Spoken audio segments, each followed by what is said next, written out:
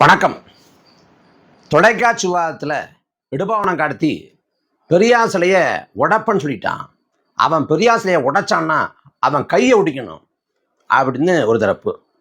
பெரியார் சிலையை உடைக்கணும்னு சொல்லிட்டான், இவன் வன்முறையை தூண்டுறான், இவன் மேலே வழக்கு படணும் அப்படின்னு சொல்லிட்டு இன்னொரு தரப்பு. நான் என்ன பேசினேனே உள்வாங்காமல் ஆளுக்கு இஷ்டத்துக்கு கதை கட்டுறாங்க. திரிபுராவில் லெனின் சிலை உடைக்கப்பட்டது போல் தமிழ்நாட்டில் பெரியார் சிலை உடைக்கப்படும் சொல்கிறான். இது ஹெச் ராஜாவோட கூற்று போல இருக்குது, இதைத்தானே ஹெச் ராஜா அன்னைக்கு சொன்னார் அப்படின்னு சொல்லிட்டு என்னென்னமோ வாய்க்கு வந்ததை சொல்கிறாங்க. நான் என்ன சொன்னேன் அப்படிங்கிறதே புரியலை. மாலை முரசு தொலைக்காட்சியில் பெரியார் குறித்தான விவாதம், பெரியார் ஈவேரா குறித்தான விவாதம்.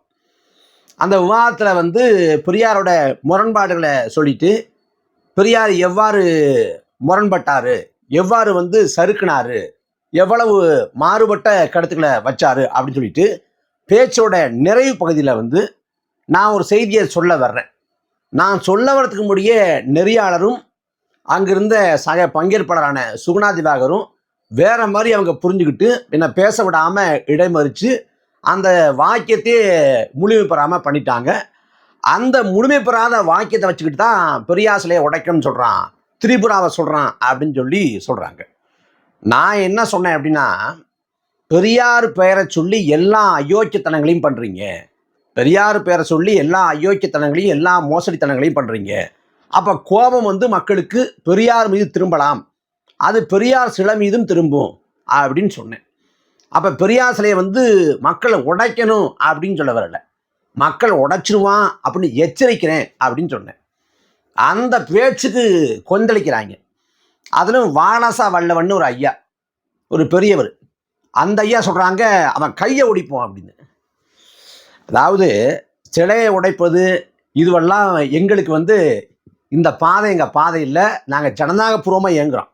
ஏன்னா நாம் தமிழர் கட்சி குறித்து எங்களை பற்றி அவதூறாக, ஆபாசமாக, வக்கிரமாக, குடும்ப ரீதியாக தனிநபர் தாக்கல் தொடுத்து பேசக்கூடிய ஆட்களோட வாயை உடைக்கணும்னு கூட நாங்கள் பேசலை, அந்த அளவுக்கு கூட போகலை. அப்படி இருக்கிறப்ப நாங்கள் ஏன் பெரியார் சிலையை உடைக்க அளவுக்கு போகணும்? எந்த சிலை உடைப்பையும் மேற்கொள்ள நாங்கள் ஒன்றும் பண்ண போகிறதில்லை. அதிகாரத்துக்கு வர்றப்ப தமிழர் அடையாளங்களை நிறுவுவோம், அவ்வளோதான் நாங்கள் சொல்கிறது. சிலையை உடைப்பேன் அப்படிலாம் கூட நான் அந்த அளவுக்கு கூட நான் எங்கேயுமே சொல்லலை. ஆனால் சிலையை உடைப்பேன்னு நான் சொல்லாதப்பவே அது புரிஞ்சுக்கிட்டு இவங்களா கொந்தளிக்கிறாங்க. இப்போ நான் சில வரலாற்றை வருஷப்படுத்தணும்னு நினைக்கிறேன். ஏன்னா இந்த சிலை உடைப்புங்கிறத ஒரு அதிகாரம் பண்ணுற திரிபுராவில் பாஜக ஆட்சி அமைஞ்ச உடனே அவங்க ஆட்களை தூண்டி விட்டு லெனின் சிலையை அகற்றினாங்க, உடைச்சாங்க. லெனின் சிலையை உடைக்கிறப்ப பாரத் மாதா கி ஜெய்ன்னு முழக்கம் போட்டாங்க. அப்போ திரிபுராவில் கம்யூனிஸ்ட் ஆட்சி வீழ்த்தப்பட்டு பாஜக ஆட்சிக்கு வந்தவுடனே பாஜகவை சேர்ந்த குண்டர்களை தூண்டிவிட்டு லெனின் சிலையை தகர்த்தாங்க. புரட்சியாளர் லெனின் சிலையை பாரத் மாதா கி ஜெய்ங்கிற முழக்கமே சிலையை உடைச்சு யாருங்கிறத வெளியுலகத்துக்கு காட்டுச்சு. இப்போ நம்ம செய்திக்கு வருவோம். ஆனால் நீங்கள் ஒரு பிம்பத்தை முன்னிறுத்தி தொடர்ச்சியாக அநீதிகளை, அக்கிரமங்களை, அநியாயங்களை, கொடுங்கோன்மையை செய்து வந்தால் அந்த கோபம் ஆட்சியாளர்கள் மீது மட்டுமல்லாது பிம்பத்தின் மீதும் மாறும் என்பதுதான் நான் சொல்ல வர செய்தி. அதுக்கு நான் சில உதாரணங்களை காட்டலாம்னு நினைக்கிறேன். 2003 சதாம் ஹுசேன் அந்த அவரோட எல்லைக்குள்ளே புகுந்து, அமெரிக்கா புகுந்து அன்னைக்கு சதாம் ஹுசேனை வீழ்த்திய போது ஈராக்கியர்கள் சதாம் ஹுசேன் சிலையை உடைச்சாங்க. நாம் அதை ஏற்கலை, நியாயப்படுத்தலை. அதே போல் 1956 ஹங்கேரியில் புரட்சி நடந்தப்ப புரட்சியாளர் ஸ்டாலினோட சிலையை உடைச்சாங்க. இந்த ஸ்டாலினில் புரட்சியாளர் ஸ்டாலின். அதே போல் 2011 லிபியாவோட ஆட்சியாளர் கடாபியோட ஆட்சி கிளர்ச்சிக்கு உள்ளானப்ப கடாபியின் சிலையும் உடைக்கப்பட்டுச்சு. இது வரலாறு நெடுக இருக்குது. 2014 உக்ரைனில் இதே போல் லெனின் சிலையை உடைச்சாங்க. அமெரிக்க சுதந்திர போகிறப்ப பிரிட்டனோட மன்னர் 3ஆம் சார்ஜோட சிலை உடைக்கப்பட்டுச்சு. அதே போல் 1945 முசோலினி வீழ்த்தப்பட்ட போது அவர் சிலைகள் உடைக்கப்பட்டுச்சு. 1947 இந்தியா சுதந்திரம் அடைந்த போது இங்கிருந்த வெளிநாட்டு, அதாவது அந்நியர்களின், வெள்ளக்காரங்க சிலையெல்லாம் அகற்றப்பட்டுச்சு. இப்படி இந்த சிலைகள் மீது தாக்குதல்ங்கிறது வரலாறு நெடுகில் நடந்திருக்குது. நான் உதாரணம் காட்டினது 2 செய்தி தான். என்னன்னா, சோவியத் ரஷ்யா சோவியத் ரஷ்யாவில் வந்து கம்யூனிஸ்டுகள் பேரில் அயோக்கியத்தனங்கள் அரங்கேற்றப்பட்ட போது அந்த கோபம் வந்து லெனின் மீது வந்தது. லெனின் அப்போ இல்லை, இறந்துட்டாரு. இறந்து போன லெனின் மீது கோபம் வந்து லெனின் சிலையை சோவியத் ரஷ்யாவில் வந்து உடைச்சான். அதே போல் அருகாமல் இருக்கக்கூடிய வங்கதேசத்தில் வந்து முஜிபுர் ரஹ்மான் தான் வங்கதேசத்தோட தந்தை. அவரோட வாரிசு ஷேக் ஹசீனாவோட ஆட்சியின் கொடுமை தாழ முடியாது. கோபம் வந்து முஜிபுர் ரஹ்மான் மேலே திரும்பி அந்த முஜிபுர் ரஹ்மான் சிலையை உடைச்சான். அப்போ உடைச்சது யாருன்னா, சோவியத் ரஷ்யா பிளவுபட்ட போது அங்கே லெனின் சிலையை உடைத்தது மக்கள். வங்கதேசத்தில் வந்து ஷேக் ஹசீனாவோட ஆட்சி வீழ்த்தப்பட்ட போது அங்கே வந்து முஜிபுர் ரஹ்மான் சிலையை உடைத்தது மக்கள். அது மக்கள் கிளர்ச்சி. அந்த சிலையை உடைத்த முறை தவறானது, ஒருபோதும் ஏற்பட்டதில்லை. ஆனால் அந்த கோபம் நியாயமானது. அந்த கோபம் இந்த லெனின் மீதும் முஜிபுர் ரஹ்மான் மீதும் திரும்பியதுதான் வரலாற்று பேரவலம். இவ்வளோதான் செய்தி. அதே போல நீங்கள் பெரியார்னு சொல்லி, பெரியார் மண்ணுன்னு சொல்லி, பெரியாரை முன்னிறுத்தி, பெரியார் வெளியான ஆட்சின்னு சொல்லி எல்லா தகுடு தத்தங்களையும் எல்லா மோசடி தனங்களையும் அரங்கேற்றினால் மக்களுக்கு கோபம் பெரியார் சிலை மீது வரும் என்பதுதான் என்னோட எச்சரிக்கை. இந்த கடத்தில் நான் இப்போதும் சொல்கிறேன், நான் மாறுபடலை, பின்வாங்கலை. உடனடியாக வன்முறையை தூண்டுறான், பெரியார் சிலையை உடைக்க சொல்கிறான், அது என் வேலை அல்ல. நான் ஒரு புத்தகத்தை சான்றாக காட்டலாம்னு நினைக்கிறேன். பெரியாரின் இடதுசாரி தமிழ் தேசியம் அப்படிங்கிற புத்தகம். இதில் ஐயா சுபவி எழுதின புத்தகம். முதல் பதிப்பு 2005, 2ஆம் பதிப்பு 2021. இதில் வந்து அணிந்துரை போல ஐயா இன்குலாப் வந்து ஒரு கட்டுரை எழுதியிருக்காங்க. ஒரு சொல் கேளீர் அப்படிங்கிற தலைப்பில் வருது. அதில் வந்து இந்த நிறைய செய்திகள் இருக்குது, ஒரு 5-6 பக்கத்துக்கு வருது. நான் கடைசி 3 பத்தியை மட்டும் வாசிக்கலாம்னு நினைக்கிறேன். உண்மையான பெரியாரியவாதிகளுக்கும் பல செய்திகளை சொல்ல வேண்டும். 1967 பெரியாரை ஏற்றுக்கொண்டதாக சொல்லும் கழகங்கள் தான் தமிழ்நாட்டை ஆளுகின்றன. இதற்கு முந்தைய காங்கிரஸ் ஆட்சியில் நடந்ததை விட கூடுதலாக தலித்துகள் அவமானப்படுத்தப்படுவதும் தாக்கப்படுவதும் கொலை செய்யப்படுவதும் கழகங்களின் ஆட்சியில் தான். கழகங்கள்லாம் திமுக ஆட்சிங்கிறது. இந்த கொடுமைகளை கட்டவிழ்த்து விடுவதில் கழக முன்னோடிகளின் பங்கு கணிசமானது அப்படின்னு திமுக சாட்டுறார். ஒடுக்கப்பட்ட மக்கள் மீதான தாக்குதல் வந்து காங்கிரஸ் ஆட்சியை விட, அன்னைக்கு காங்கிரஸ் ஆட்சியை விட 67க்கு பிறகாக வந்த திமுக ஆட்சியில் அதிகம்ங்கிறது. ஆட்சி கட்டுப்பட்ட காவல்துறையின் அத்துமீறல்கள் நாகரிக உலகை தலைகுனிய செய்யும்.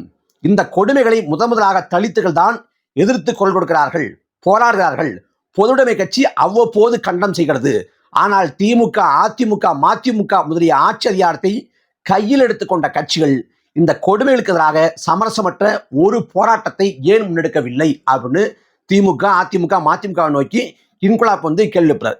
அப்புறம் சொல்றாரு, இந்த கட்சிகள் அனைத்தும் பெரியார் சொல்லியோடு தான் தங்கள் வரலாற்றை சொல்கின்றன எனில் சாதிய கொடுமைகள் தலைவிரித்தாடும் போது மௌனம் காக்க வேண்டும் என்று பெரியார் கற்பித்தாரா அப்படின்னு சொல்லிட்டு இந்த திராவிட கட்சிகளுக்கு வந்து இன்குலாப் கேள்வி எழுப்புறாரு. இந்த கழகங்களை சேர்ந்தவர்களின் சாதிய ஈடுபாடு தமிழக வரலாற்றை நார செய்கிறதே அப்படின்னு சொல்லிட்டு கடுமையா திமுக, அதிமுக சாடுறார். கடைசியா இதற்கு கழகங்களின் தலைவர்கள் என்ன பரிகாரம் செய்ய போகிறார்கள் அப்படிங்கிற கேள்வியோட இந்த பத்தி முடியுது. இதுக்கு அடுத்த பத்திக்கு வருவோம். இல்லை, அடுத்த பத்தியில சொல்றாரு, சோவியத் யூனியன்ல கம்யூனிஸ்ட் கட்சிகளின் பெயரால் பல அத்துமீறல்கள் நடந்தன, ஊழல் புறையோடி போனது, மனித உரிமைகள் மறுக்கப்பட்டன. இவற்றுக்கெல்லாம் காரணமான கட்சி தலைவர்கள் லெனின் அவர்களை முன்னிறுத்தியே தங்கள் தவறுகளை தொடர்ந்தனர். சினம் கொண்ட இளைஞர்கள் கட்சியை வெறுத்தார்கள். கட்சி கடையமாக பயன்படுத்தப்பட்ட லெனினை வெறுத்தார்கள். இந்த வெறுப்புணர்ச்சியை வளர்ப்பதில் உலக முதலாளியம் முன்னின்றது என்பதுதான் உண்மை அப்படின்னு சொல்லிட்டு, ஆனால் அதற்கு கட்சியின் தவறுகள் இடம் கொடுத்தன அப்படின்னு சொல்லிவிட்டு கடைசி 2 வரியை சொல்றாரு. சோவியத் யூனியன் சிதறிய போது லெனின் சிலையும் சேர்ந்து சிதறியது அப்படிங்கிறது. முதல்ல திராவிட கட்சிகள் சொல்றாரு. திராவிட கட்சிகள் வந்து சாதியத்துக்கு அனுசரணையா இருக்குது, சாதியத்தை எதிர்க்கலை அப்படின்னு சொல்றாரு. அதுக்கப்புறம் சோவியத் யூனியன்ல வந்து கம்யூனிஸ்ட் கட்சியின் பேரில் நடந்த கொடுமைகள் சொல்றாரு. அது லெனின் சிலை மீது எவ்வாறு வெறுப்புணர்வாக மாறிடுங்கிறத சொல்றாரு. கடைசி பத்தில இன்குலாப் சொல்றாரு, கழகங்களின் ஆட்சி காலத்தில் நடைபெறும் சாதிய கொடுமைகளால் தன்னுணர்வு பெற்ற தலித்துகள் வெறுப்படைந்து போயிருக்கிறார்கள் அப்படிங்கிறது. இது முதல் பதிப்பு 2005, 2ஆம் பதிப்பு 2021, அதாவது ஸ்டாலின் ஆட்சிக்கு முன்னாடியே ஸ்டாலின் ஆட்சிக்கு முன்னாடியே இந்த திமுக அதிமுக மீது மக்கள் வெறுப்படைந்து போயிருக்காங்க. ஒடுக்கப்பட்ட ஆதி தமிழர்கள் அப்படின்னு பதிவு பண்றாரு. கழகங்களின் ஆட்சி காலத்தில் நடைபெறும் சாதிய கொடுமைகளால் தன்னுணர்வு பெற்ற தலித்துகள் வெறுப்படைந்து போயிருக்கிறார்கள். அந்த வெறுப்பு பெரியார் எதிர்ப்பாக மாறக்கூடிய எல்லா வாய்ப்புகளும் இருக்கின்றன அப்படிங்கிறார். முதல்ல திமுக அதிமுகவோட சாதிய போக்கு, அப்புறம் கம்யூனிஸ்ட் பேரில் நடந்த கொடுமைகள், அங்கே லெனின் மீது எவ்வாறு வெறுப்பாக மாறிச்சு, அது லெனின் சிலை தகர்க்கப்பட எப்படி காரணமாக இருந்துச்சுன்னு சொல்லிட்டு அடுத்ததாக இது பெரியாருக்கும் நிகழும் அப்படின்னு நான் சொல்லலை, கவிஞர் இன்குலாப் ஐயா சுபவியோட புத்தகத்தையே சொல்றாரு. அப்போ நான் என்ன சொல்கிறேன், நீங்கள் எல்லா மோசடித்தனங்களையும் பண்ணுறீங்க பெரியார் பெற சொல்லிக்கிட்டு. பெரியார்கிட்ட சமரசங்கள் இருக்குது, சருக்கள் இருக்குது, இதெல்லாம் ஒரு பக்கம். நீங்கள் சாதியை எதுக்கிறதா இருந்தால் வேங்கவே இல்லை இன்னைக்கு வரைக்கும் ஏன் மனித கழிவை கலந்தவனை கைது பண்ணலை? அந்த பாதிக்கப்பட்ட மக்களை போய் ஸ்டாலினோ உதயநிதி ஸ்டாலினோ ஏன் போய் பார்க்கல? அந்த மக்கள் கோபம் கொண்டு வெகுண்டான்னா என்ன பண்ணுவீங்க? அதுக்கு என்ன பதில் இருக்கு? அப்போ அந்த இடத்துல உங்கள் சாதி ஒழிப்பு என்னாச்சு? இங்கே பொன்முடி மேலே யாரோ கோபத்தில் நிவாரணம் கிடைக்கல, வெள்ள நிவாரணம் கிடைக்கன்னு சொல்லிட்டு அவங்க சேர்த்து அடிச்சிட்டாங்க. ஒரு வெள்ளச்சட்டத்தில் சேர்த்து அடிச்சதுக்கே கோபம் கொண்டு அரசு இப்போ அந்த கிராமத்து மக்கள்லாம் தேடி வேட்டையாடி கைது பண்ணுது. எப்படி அமைச்சர் மேலே நீ சட்டம் மேலே சேரடிக்கலான்னு சொல்லிட்டு. ஆனால் குடிக்கக்கூடிய தண்ணியில் மலத்தை கலந்துருக்காங்க. 2 ஆண்டு ஆகுதுங்க, 2 ஆண்டு. இது வரைக்கும் யாரையும் கைது பண்ணல. அப்போ அந்த மக்களுக்கு கோபம் வருமா வராதா? அவன் என்ன பண்ணுவான்? அதே போல பாருங்க மேல்பாதிங்கிற கிராமத்தில் திரௌபதி அம்மன் கோயிலுக்குள்ள ஒடுக்கப்பட்ட ஆதி தமிழர்கள் போக முடியல. அவங்க போராடுறாங்க. இன்னொரு தரப்பு எதிர்த்து தெரிவிக்குது. அரசு என்ன பண்ணணும்? நீங்க மத்தியஸ்தம் பண்ண வேண்டாம், நீதியை பெற்றுக் கொடுங்க. நீங்க அதிகாரிகள், அரசு ஒரு நொடி பொழுதுல அந்த திரௌபதி அம்மன் கோயிலுக்குள்ள ஒடுக்கப்பட்ட ஆதி தமிழர்களை அழைச்சிட்டு போயிருக்கலாம். ஒரு பக்கம் என்ன சொல்றீங்க, கேரளாவில் வைக்கம் கோயிலுடைய போராட்டத்தை பெரியார் நடத்தினாரு அப்படின்னு பெருமை பாடுறீங்க. அப்ப அங்க பெரியார் நுழைவு போராட்டம் நடத்தினார்ல, அதே போல நீங்க நடத்துங்க. உங்கள்கிட்ட அதிகாரம் இருக்குது. மாவட்ட ஆட்சியர், வருவாய்த்துறை அதிகாரி, உளவுத்துறை, காவல்துறை முன்னிலையில ஒரு நொடியில திரௌபதி அம்மன் கோயிலுக்குள்ள ஒடுக்கப்பட்ட ஆதி தமிழர் அழைச்சிட்டு போயிருந்தா உண்மையிலே சமூக நீதி மலரும். அதை செய்யாம வச்சுக்கிட்டு சமூக நீதினா நான் சிலையை உடைங்கன்னு சொல்லலை, உடப்பெண்ணுன்னு சொல்லலை. மக்கள் கோபம் கண்டா அப்படிதான் நடக்கும். வரலாறு நெடுக்கையும் நடந்திருக்குது. அதான் முஜிபுர் ரஹ்மான் சிலைக்கு நடந்திருக்குது, லெனின் சிலைக்கு நடந்திருக்குது. அதே போல் நடந்துடக்கூடாது பார்த்துங்கன்னு எச்சரிக்கிறேன். ஆனால் எனக்கு ஒரு உள்ள கருப்பிச்சு நான் சிலையை உடைப்பேன்னு சொல்லி இந்த வாலாசா வல்லவன்கிற ஐயா பொங்குறார், கையை உடைப்பேன். நான் தான் உடைப்பேன்னு சொல்லலையே. அவருக்கு அவ்வளோ ரோசம் வருது. இப்போ நான் என்ன கேட்குறேன், நான் உடைப்பேன்னு சொல்லலை, உடைங்கன்னு சொல்லலை, உடைச்சிருவாங்க மக்கள் அப்படின்னு எச்சரிக்கிறேன். என் மேலே இவ்வளவு கோபம் ரோசம் மயிர் வருது அப்படின்னா 2009 பெரியார் திகாவுக்கும் திமுகவுக்குமான மோதல். தயாநிதி மாறனுக்கு எதிராக அதிமுகவுக்கு வாக்கு கேட்டாங்க குளத்தூர் மணியும் கு ராமகிருஷ்ணனும். இன்னைக்கு ஒரே அமைப்பாக இருந்தாங்க, பெரியார் திகான்னு இருந்தாங்க. அன்னைக்கு தயாநிதி மாறனை எதிர்த்து அதிமுகவுக்கு பெரியார் திகா வாக்கு கேட்ட போது இந்த பெரியார் திகா காரங்க மேல உள்ள கோபத்தில் பெரியார் சிலையை உடைத்தார்கள் திமுக காரங்க 2009. அதுக்கு எதிராக விடுதலை ராஜேந்திரன் கொடுத்த அறிக்கை இன்னும் இருக்கு, கீற்று இணையதளத்தில் இருக்கு. அன்னைக்கு பெரியார் சிலையை உடைச்சவங்களை திமுக அரசு கைது பண்ணவோ கட்சி விட்டு நீக்கவோ முன் வரல. மாறாக யார் பாதிக்கப்பட்டாங்களோ அந்த பெரியார் திகாவை சேர்ந்த பெண்கள் உட்பட பலரை கைது பண்ணாங்க. அன்னைக்கு வாலாசா வல்லவன் ஐயா எங்க புடுங்கி எங்க நட்டுக்கிட்டு இருந்தாங்க? என்ன பண்ணியிருந்தாங்க? அன்னைக்கு எண்ணத்தை கலட்டி எண்ணத்தை சேர்த்துக்கிட்டு இருந்தாங்க. எங்க போச்சு? நான் ஒரு தர்க்கம் பண்றேன், வரலாறு இவ்வாறு இருக்கு, இப்படி போயிருங்க அப்படின்னு சொல்றேன். உடனே எனக்கு ஒரு உண்ணாக்கம் இருப்பிச்சு, நான் வன்முறை தூண்டுறதாகவும் நான் அதை பண்றதாகவும் சொல்லி அதுக்கு பொங்குறாங்க. 2009 பெரியாசையை உடைச்சாங்க திமுக காரங்க. கருணாநிதிக்கு தெரிஞ்சும் கட்சி நீக்களை கைது பண்ணல, வழக்கு போடல. அப்ப எங்க போனார் வாலாசா வல்லவன்? எங்க போனார்? எந்த பொந்துக்குள்ள ஒழிஞ்சிருந்தாரு? என்ன பதில் இருக்கு? சரி, இந்த சிலைக்கு பேசுறீங்க. நாங்க எந்த சிலையும் உடைக்கணும்னு சொல்லல. ராஜீவ்காந்தி சிலையே வீதி இருக்குது, நாங்க ஒண்ணும் பண்ணல. ஏன்னா அங்கே நோக்கம் இல்லை, நாங்கள் ஜனநாயகவாதிகள், ஜனநாயக முறையில் இயங்குறோம். முல்லை பெரியார் தண்ணி கட்டு போராடுறப்ப கேரளாவில் அங்கே மலையாளிகள் தமிழர்களை இழிவுபடுத்துகிறாங்க. தமிழ்நாட்டில் வாழக்கூடிய எந்த மலையாளியும் எதுவும் நாங்கள் போடலை. காவிரியில் தண்ணி கட்டு போடுறப்ப கர்நாடகா வாழக்கூடிய தமிழர்கள் வந்து தாக்கப்படுறாங்க. நாங்கள் தமிழ்நாட்டில் வாழக்கூடிய கர்நாடகர்களை ஒன்றும் பெறலை. அதே போல ஆந்திராவில் காட்டுக்குள்ள காக்கை குருவியை சுடுது போல 20 தமிழர்களை கொண்டு போட்டது சந்திரபாபு நாயுடு அரசு. நாங்கள் எந்த தெலுங்கையும் தாக்கலை, அச்சுறுத்தலை, ஒரு பாதுகாப்பின்மை உணர்வு கூட தள்ளலை. ஏன்னா நாங்கள் மிகுந்த ஜனநாயக உணர்வோடு இருக்கோம். மிகுந்த ஜனநாயக உணர்வோடு எங்கள் பாதை ஜனநாயக பாதை தான். நாங்கள் சட்டப்பூர்வமாக தான் அணுகிறோம். ஆனால் இதுக்கே அவளை கொந்தளிக்கிறாங்க. சிலையை உடப்பேன்னு சொல்லிட்டான், நான் விட மாட்டேன், கையை உடைப்பேன் அப்படின்னு. சரி, இது கேட்போமே, சிலை என்பது அதை உடைக்கக்கூடாது, தவறு, சட்டத்துக்கு புறமானது, நான் ஏற்கனவே ஒரு பக்கம் வச்சுக்கோமே. இந்த சிலைக்கு இவ்வளவு பொங்குறீங்களே, சிலையை உடைச்சிருவானோ அப்படிங்கிற ஒரு எண்ணத்திலேயே பொங்குறீங்களே, உடப்புன்னு சொல்லாதப்பவே இந்த நிலத்துல மலையை உடைச்சு கொண்டு போறானே. மலைய நீர் கோபுரம்ங்கிறாங்க, மலைகளை நீர் கோபுரம். ஏன்னா நீராதான் வரவழைக்கும், மழை பொழிவே அந்த மலைகளால் தான் சாத்தியம்ங்கிறாங்க.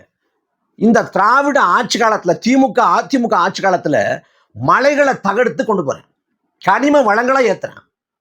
கேரளாவுக்கு வந்து இங்கேருந்து மலைகள்லாம் கனிம வளங்களா ஏற்றப்படுது. கன்னியாகுமரியில் பல நாட்கள் மலைகள் வந்து பேர்த்தெடுக்கப்படுது. கன்னியாகுமரியில் நெல்லையில் ஒரு இடத்துல பார்க்குறப்ப மலையை சேர்த்து ஒருத்தன் வேலி போட்டிருக்கான். மலைக்கு வேலி போட்டிருக்காங்க, வேற யாரும் போகக்கூடாதுன்ட்டு.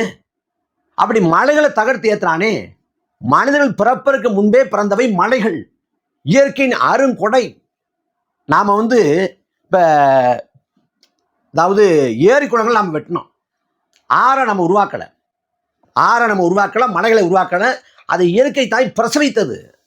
அந்த மலைகளை அகற்றப்பட்டு விட்டால், மலைகளை அழிக்கப்பட்டு விட்டால், புதிதாக மலையை எந்த தொழில்நுட்பத்தாலும் உருவாக்க முடியாது, நம்ம மீட்டு கொண்டு வர முடியாது. அந்த மலைகள் இங்க வந்து அழிக்கப்படுது. சிலைக்காக பொங்குகிற இந்த பெருமக்கள் அந்த மலைகள் அழிக்கப்பட்ட போது பொங்குனாங்களா? அப்ப எங்க போச்சு உங்க ரோசம், கோபம்? என் மலை மேல கை வச்சானா நான் வந்து கையை வெட்டுவேன், கையை உடைப்பேன் அப்படின்னு ஏன் சொல்லல? அப்போ நீங்கெல்லாம் வந்து பெரியாரியவாதிகள் இல்லை, பெரியார் பக்திமான்கள். அது பெரியார் திடல் இல்லை, பெரியார் மடம். ஏன்னா பெரியார்னு பேர சொல்லாம ராமசாமி, ஈவேரா அப்படின்னு சொன்னாலே உங்களுக்கு பச்சைக்கடி எரியுது. எப்படா நீ வந்து ஈவேரான்னு சொல்லலாம், எப்படா ராமசாமின்னு சொல்லலாம் அப்படின்னு. ஏன்னா வழிபாட்டின் உச்சநிலையில் இருக்கிறாங்க. எல்லாத்துக்கும் அவர் தாங்க சர்வலோக நிவாரணி. அவர் தான் நிவாரணி. பெரியார்ட்ட போ, அவர் சொல்லாத கருத்து இல்லை, அவர் சொன்னதை வச்சு நீ வாழ்ந்து முடிச்சிடலாம்னு பெரியாரை வந்து சர்வலோக நிவாரணியா மாத்துறாங்க. அவர் சொன்ன கருத்தை இந்த காலத்துக்கும் அப்படியே பொருத்தி அவர் தாங்க எல்லாங்கிறாங்க. அப்ப சிலைகளை உடைப்பது எங்கள் அரசியல் இல்லை. நீங்கள் கட்டியமைத்துக்கிற இந்த போலியான பிம்பத்தை உடைப்போம். அதனால நீங்க எவ்வளவு வேணா ரோசப்படுங்க, கோவப்படுங்க, கட்டாயம் அந்த போலி பிம்பத்தை நாங்கள் உறுதியாக உடைப்போம்.